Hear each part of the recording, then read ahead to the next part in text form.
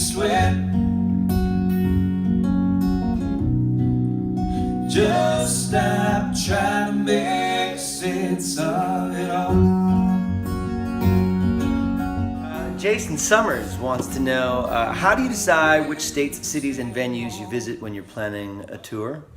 Yeah, Jason, man, routing a tour is no small feat. You know, it's a lot of moving parts and trying to get like the planets to line up. You know, people always ask me, well, why are you here on a Wednesday? You need to come on a Friday. Well, we'd love to be in every city on a Thursday, Friday, or Saturday because those are sort of the best nights to get folks out.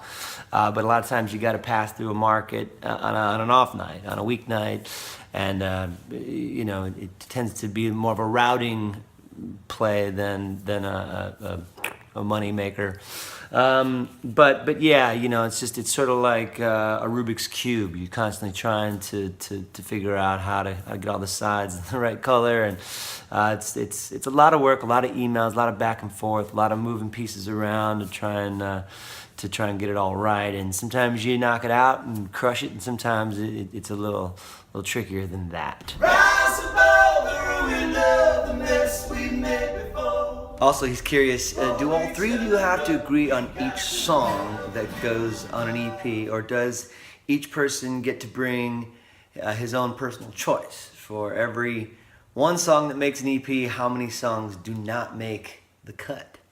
Yeah, it's not, we don't really have like a committee that says, no, that song doesn't work, no, yes, we'll do this song, not that song. Usually if one of us is bringing a song to the table, we have a pretty good conviction about it, and the other two tend to take a backseat to that and say, okay, I'm along for the ride, let's do this. You know, I think ultimately we all have to kind of connect to it in some way. You know, you don't want to bring anybody through the process kicking and screaming or dragging their feet. You know, we always try to find songs that are conducive to what we do. We haven't really ever had like a whole surplus of tunes that just, you know, sitting around that get left behind. I know that I've got a couple songs that I've been looking forward to cutting with TFDI, and that's a good problem to have, because each time we go in the studio now, I've got a couple solid ideas to propose. And it also depends on, like, you know, we can't all bring ballads to the table. Sometimes you gotta like have a up-tempo and a ballad, and you don't want too much of any one thing on the record, even though it's just 4 or 5 songs, especially if it's just 4 or 5 songs. You want to make sure there's a good little bit of variety on each EP. Bernil was curious, you've all got such different personalities and an obvious respect for each other. Any tricks of the trade of staying sane when you're stuck together for weeks that you can share with us? Yeah, it's a tricky balance, the three of us, you know. I would say the one thing that sort of takes the day every day for us is the work ethic. We all have a similar work ethic and a sense of professionalism, and I think because we have kids now, you know, and families, that so there's a little more of a seriousness to it, in that we don't want to be out there dicking around, wasting time, going out drinking each night and that kind of thing, and our mental well-being throughout the day after day, weeks on end, is important to all of us. And so we respect each other's space and boundaries. We know the buttons. We all have buttons, and we try to resist the urge to push them from time to time. But yeah, you know, understanding each other is a key component, and you know, you can kind of tell when it's time to eat or when it's time to sleep, or who could use a fresh beverage. And you know, just stay out of each other's way, and really kind of compliment each other when it's time, and we extend a good deal of gratitude to each other on a daily basis, and I think that's important too. Michelle Santos up in Chicago. She's curious. Each of you individually are amazing musicians. Thank you, Michelle. what have you learned from each other that's helped develop your craft? Yeah, Michelle, that's a great question. It would be sort of silly to miss the opportunity to realize, like, wow, we're all here for a reason, and this is no accident. Let's take advantage of this time and improve our craft and improve our who we are as people. And I think I can safely say, maybe speak on behalf of Jay and Matt, that I've learned a great deal from both of them. Jay is a workhorse, and he's very discerning and very, somewhat meticulous with accounting and money and management of time and effort and making things efficient, and that's fantastic. And I can use a bit more of that in my life.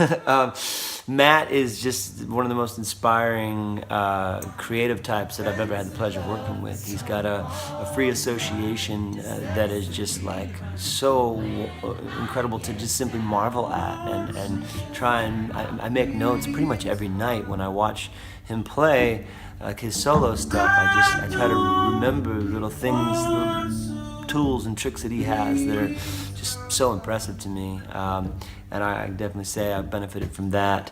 And I would have to imagine there's some things of me that they both learned from, and in time maybe you can ask them. But I like to think that I represent sort of the even keel of the crew.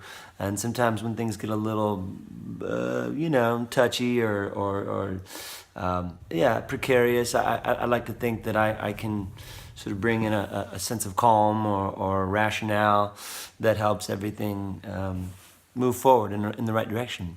So I don't know. You should ask those guys next time you talk to them.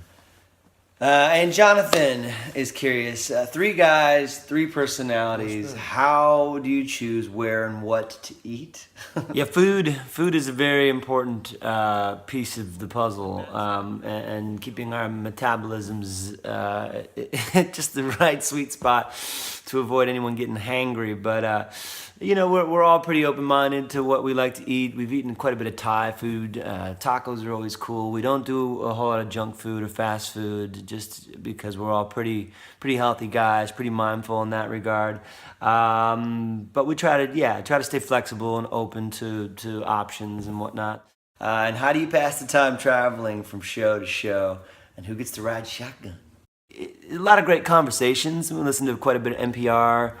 We all kind of listen to our own things and stay in our own mental safe space throughout the day. And there's a lot of time communicating with our significant others and our kids, and we all, again, try to respect each other's time and space to do that.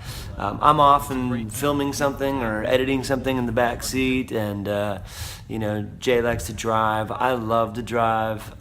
Matt is a pretty good driver, and we all take turns. And no one ever really just goes into the back and sleeps for 6 hours at a time. We're all pretty present, pretty helpful and attentive to each other, and I think that is. At this time, ladies and gentlemen, without any further ado, welcome to the historic 80s stage, TFDI. And there you have it, guys. Thank you so much for all the great questions. Stay tuned for the latest of TFDI. Obviously, we are on Twitter and Facebook and Instagram these days. TFDIfest.com is a good place to stick that in your cookie jar. And keep tuning in there for the latest updates. We obviously have a Facebook page as well. But can't thank you guys enough for getting behind TFDI and supporting us and continuing to spread the word and pass things along. Check out the new record. It's coming out December 5th, I believe. Pre-sale starts Good Friday. Anyway, love you guys. Thank you for all your wonderful support and dedication to the cause. That's it. We'll catch you next time. Always passing on your way.